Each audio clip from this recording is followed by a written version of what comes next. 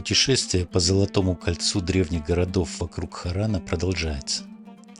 На этот раз вашему вниманию малоизвестные, но крайне значимые для местных религиозных традиций руины древнего города Шуайб. Этот населенный пункт представляет собой особый интерес, поскольку в местной исламской традиции он считается местом рождения и жизни пророка Шуайба и отождествляется с Иофором, тестем пророка Моисея. Ничего выдающегося в этих развалинах из известняка, добытого в карьерах Базды и рядом с городом, прямо скажем, нет. За исключением нескольких особенностей, о которых я вам расскажу чуть позже. А пока я начну с того, как этот город мог быть связан с пророком Моисеем и Иофором, и мог ли он быть связан с ними вообще. Сразу предупреждаю, что на протяжении 5-6 минут будет немного скучновато. Но без анализа главных священных книг трех основных религий в нашем исследовании, был ли здесь когда-либо Моисей, не обойтись. Раз город называется Шуайб, начнем с Корана. В Коране Шуайб упоминается в нескольких сурах, но исключительно в контексте проповеди единобожия и благочестия. В 7 суре Преграды говорится, что он пришел к народу Медьян с призывом: «О мой народ, поклоняйтесь Аллаху, либо нет у вас другого божества, кроме Него. К вам явилось ясное знамение от нашего Господа. Не обмеривайте, не обвешивайте, не присваивайте себе имущество людей, не распространяйте нечестие на земле после того, как на ней наведен порядок». Но в основном он призывает мадьянитов уйти от многобожия, так как они поклонялись деревянным идолам. И он принадлежит к числу библейских пророков, каждый из которых приходил к своему народу и уговаривал его отказаться от многобожия. Народ, как правило, активно противился и угрожал пророкам убийством. Пророки говорили: «Ну что ж, хорошо, дело ваше», и уходили из местности с группой уверовавших. И почти немедленно за этим следовала Божья кара для тех, кто противился и угрожал пророкам убийством. Как правило, землетрясения и разящие молнии. В священной и самой главной книге ислама Коране прямо и точно говорится, что Шуайб пришел к мадьянам уже готовым и сформировавшимся единобожником. Теперь давайте посмотрим, что говорится в Торе. Согласно второй книге Торы Шмот, у этого человека было аж 7 имен: Итра, Етер, Ховав, Реуэль, Хевер, Кейни и Путиэль. Заметьте, ни одно имя даже близко не напоминает Шуайб. А должно было бы, так как арабский и еврейский – это одна группа семитских языков. Так вот, изначально Итра был одним из советников фараона, то есть жил в Египте. Когда фараон приказал бросить еврейских младенцев мужского пола в Нил, под эту раздачу, кстати, попал и Моисей во младенчестве, Итра бежал из Египта к мадьянитам, которые по происхождению своему являлись потомками Авраама. У них он стал жрецом и идолопоклонником. Но постепенно осознав ложность идолопоклонства, Итра передал все свои идолы соплеменникам и публично отрекся от них. За это мадьяниты отлучили Итра. Когда Моше бежал из Египта от фараона в Медьян, он встретил 7 дочерей Итра у колодца. Они пришли напоить овец своего отца, но пастухи прогнали их из-за того, что мадьяниты отлучили Итра. Моше заступился за дочерей и напоил скот. Итра пригласил Моше в свой дом и выдал за него свою дочь Ципору. И за это несчастный Мойша пас его овец в течение 40 лет. А что еще ему оставалось, беглому убийце? У него родилось 2 сына. Здесь мы видим, что Итра, в общем-то, по факту, к моменту встречи с Моисеем тоже был единобожником. Однако ни в эти годы, ни в последующие никаких божьих кар на головы мадьянитов за отлучение Итра от общества и не последовало, и сами они вели себя вполне прилично. В последующем описываются события, связанные с исходом евреев из Египта, но везде подчеркивается небольшое расстояние между пребыванием Моисея, Египтом и землей Мадьян. Например, перед самым исходом Моисей садит жену и 2 детей на осла и отвозит их из Египта к тестю в Медьян. А через 3 месяца после исхода, цитирую, услышав о событиях ему предшествующих, о рассечении Красного моря и войне с Амалеком, Итра берет Ципору, 2 ее сыновей, Гершома и Элизера, и приводит их к Мойше в пустыню. Приводит. А развалины города Шуайб, на которые мы сейчас смотрим, находятся примерно в 1000 километров по прямой от описываемых во всех 3 святых книгах мест. Пешком или даже на осле расстояние непреодолимое. И, наконец, переходим к Ветхому Завету. У священника Мадиамского было 7 дочерей, которые пасли овец отца своего Иофора. Они пришли, начерпали воды и наполнили корыто, чтобы напоить овец отца своего. И пришли пастухи и отогнали их. Тогда встал Моисей и защитил их, и начерпал им воды, и напоил овец их. И пришли они к Рагуилу, опять новое имя, отцу своему. И он сказал им: «Что вы так скоро пришли сегодня?» А они сказали: «Какой-то египтянин защитил нас от пастухов и даже начерпал нам воды и напоил овец». И он сказал дочерям своим: «Где же он? Зачем же вы его оставили? Позовите его, и пусть он ест хлеб». В итоге Моисей вошел в доверие, женился на дочери Иофора Сепфоре, и она родила ему 2 детей. Исход, глава 2, стих 16.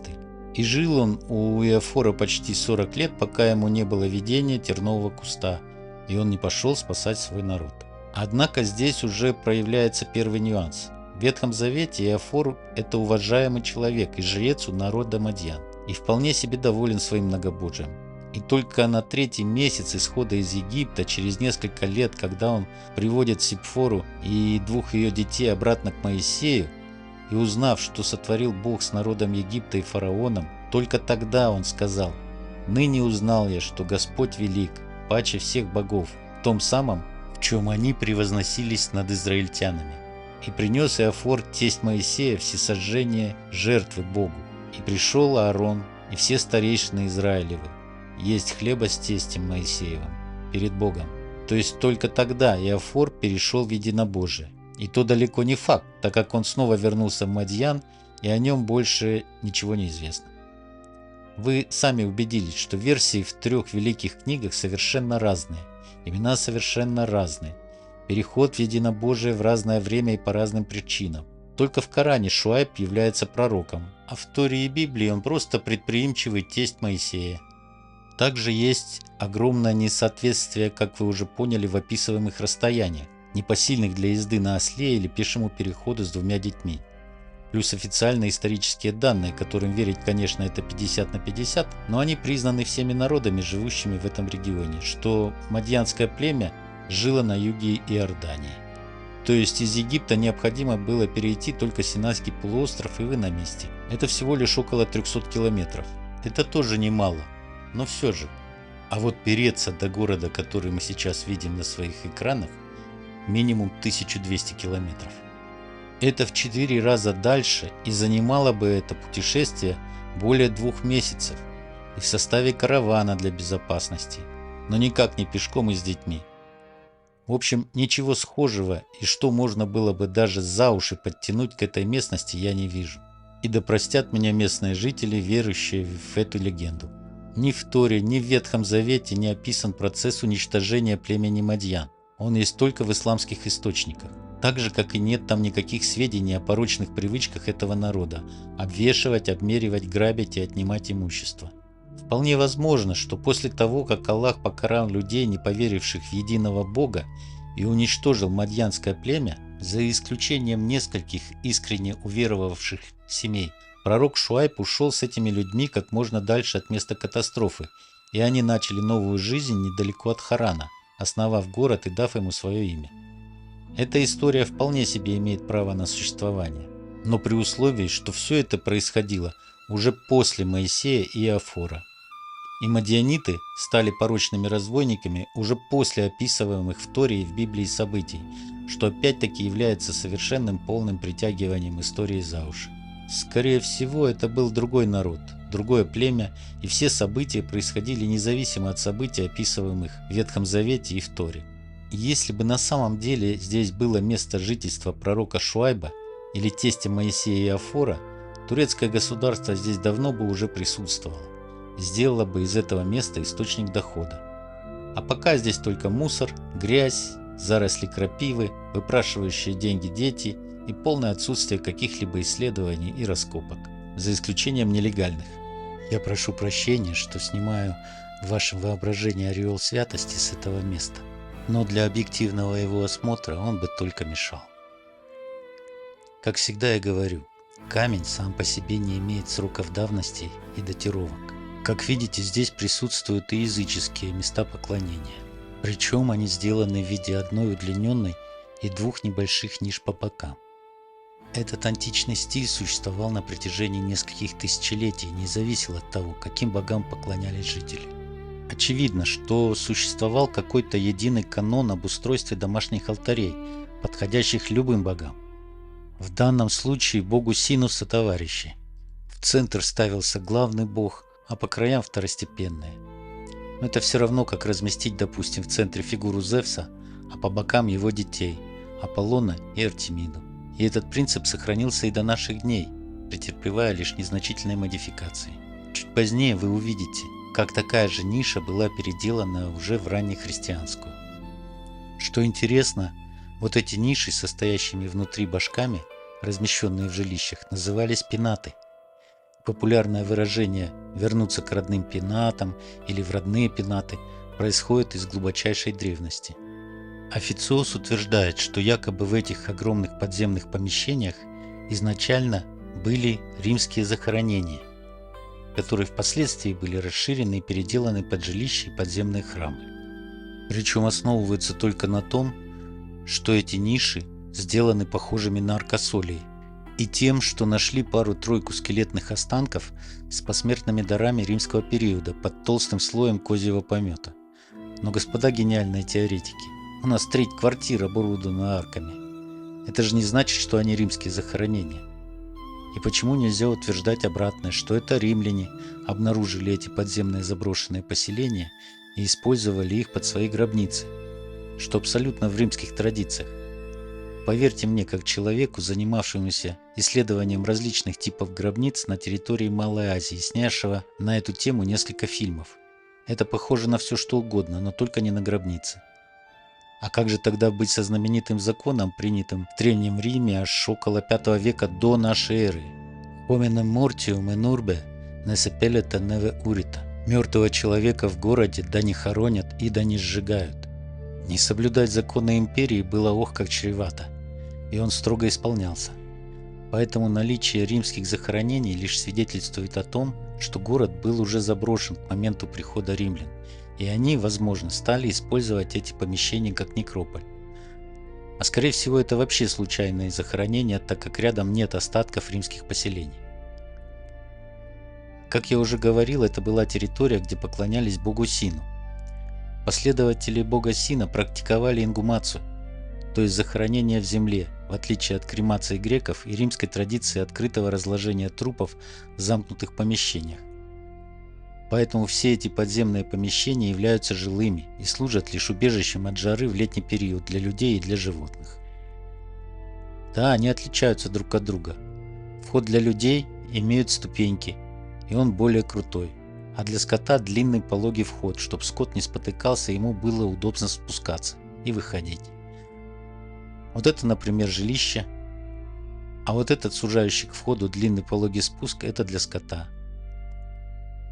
А здесь мы видим место добычи каменных блоков, как раз для дома, который стоял сверху. Но сейчас он разрушен, и из него сделали забор. Как я уже сказал, для строительства использовались блоки, как вырубленные в пещерах Басты, так и вырубленные прямо на месте. Это было доказано соответствующими анализами. Очевидно, что город перестраивался несколько раз, и каждая последующая цивилизация использовала остатки предыдущей. Так как местные известняки достаточно мягкие и пористые, то разрушения происходили постоянно. От набегов, от землетрясений, от пожаров. И поэтому что-то конкретное сказать по каждой из развалин весьма затруднительно. Как затруднительно что-то объяснять постоянно преследующим вас и лезущим в кадр детям. Как пример, давайте разберем руины вот этого строения из 3 уровней на западном склоне холма. Здесь сразу же бросаются в глаза античные дверные проемы трапециевидной формы. Такие порталы мы видим по всей Анатолии. И вне этой местности они почему-то датируются 4-5 веком до нашей эры. Вот посмотрите на аналогичные руины того времени в районе города Мерсин. А в долине Харан они приписываются 2-4 веку нашей эры. А это уже поздний римский период, когда основным видом перекрытия проемов являлась арка. Причем изготовить арку из местного известняка было неизмеримо проще, чем тащить и поднимать на высоту 3 метра монолит весом примерно в 1,5 тонны. И римляне, знаменитые своей практичностью, непременно сделали бы арку. В чем разница и почему такая разная датировка? Также обратите внимание, что нижние ряды этих строений изготовлены из гораздо более громоздких и мощных блоков. Это уже настоящие мегалиты весом от 2 до 3 тонн. И они более эродированы, чем верхние, а значит старше. Еще одной характерной особенностью этих порталов является ширина их боковых частей. Ввиду того, что здесь известняк менее прочный, чем, скажем, в Киликии, то и делались они пошире и потолще чисто из соображений прочности. Тем не менее, на все это строение все-таки нашлась одна арка. Скорее всего, изготовленная во времена Восточной Римской империи. И смотрится она здесь, конечно, несколько чужеродно. И как подтверждение этому мы видим на продольной стене справа от арки следы более поздней пересборки, которая, видимо, так и не была закончена. Судя по оставшимся руинам и наличию целых 3 этажей, здание было реально огромным. Язык прямо чешется назвать его храмом, как это еще сделают историки, но настораживает огромное количество входов и выходов. И на что еще мы обратили внимание, так это опять на довольно сильную эрозию, которая никак не тянет даже на 4 век до нашей эры и прямо-таки навевает датировку библейскими временами. Посмотрите, какая красота! Даже учитывая пониженную твердость этого известняка, это все равно слишком. Здесь хоть и ветрено, но нет песка, который мог бы разрушать верхний слой ударами песчинок во время песчаных бурь, как это мы можем наблюдать, например, в Египте. Температура здесь даже зимой колеблется от плюс 11 до плюс 5, то есть условия для известняка отнюдь не губительные. А вот здесь снова видны следы пересборки после какого-то обрушения. Что здесь было, одному Богу известно. И обратите внимание, значительная часть этого строения все еще похоронена под огромным холмом. Работы для археологов здесь непочатый край, и очень хотелось бы увидеть раскопанный город во всей его красе. От руин этого здания неизвестного предназначения мы двинулись на запад, в сторону руин, очень похожих на жилище. Город действительно был большой. Размеры места, где присутствуют видимые остатки былых строений, составляет 1,5 километра на 500 метров, то есть 3/4 квадратного километра. И, как говорят путеводители, в этом холме находится порядка 2000 скальных помещений. Но, скорее всего, они считали количество комнат, потому что каждое скальное помещение имеет по 2, 3, а то и 4 и более комнат. А по факту видимых входов в помещение несколько сотен. Следовательно, столько же было и домов сверху подземелий. Потому что, как я уже говорил, в домах жили в более прохладный сезон, а на лето все спускались под землю, в цокольный этаж, так сказать. Эти подземные жилища я уже достаточно вам показал в начале фильма, а сейчас я покажу прекрасно сохранившийся подземный храм. Видимо, он был завален еще в давние времена, и его еще не успели загадить козы, а пастухи закоптить потолки. Помещение, очевидно, затапливалось, потому что на полу толстый слой высохшей грязи. Наверное, сантиметров 25-30, а может и больше. Понятно, что оно было переоборудовано под церковь из более древнего сооружения.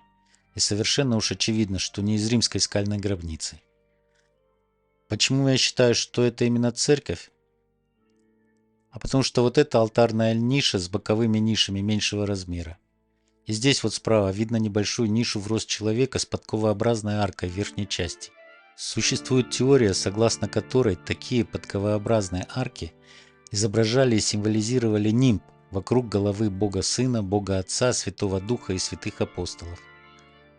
Причем количество этих арок свидетельствовало о принадлежности к монофизитству, дуофизитству или почитанию Святой Троицы. Это странный для современного человека вопрос, но для ранних христиан он был почему-то принципиальным. Суть конфликта состояла в том, что считать Иисуса Христа чистым Богом, считать Иисуса Христа полубогом, получеловеком, то есть одновременным воплощением Бога Отца и Бога Сына, или всем вместе плюс Святой Дух. Я рассказывал про это в своем предыдущем фильме про монастырь Барсаума.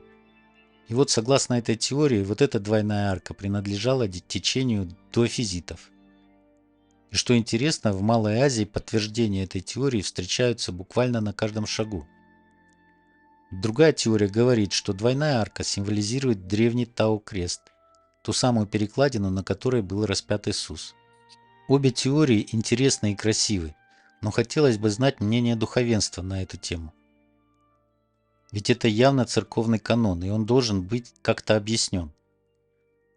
В общем, несмотря на то, что никакой Иофор здесь не жил, и он не являлся никаким прообразом пророка Шуайба, место стопроцентно очень интересно. Его обязательно стоит посетить.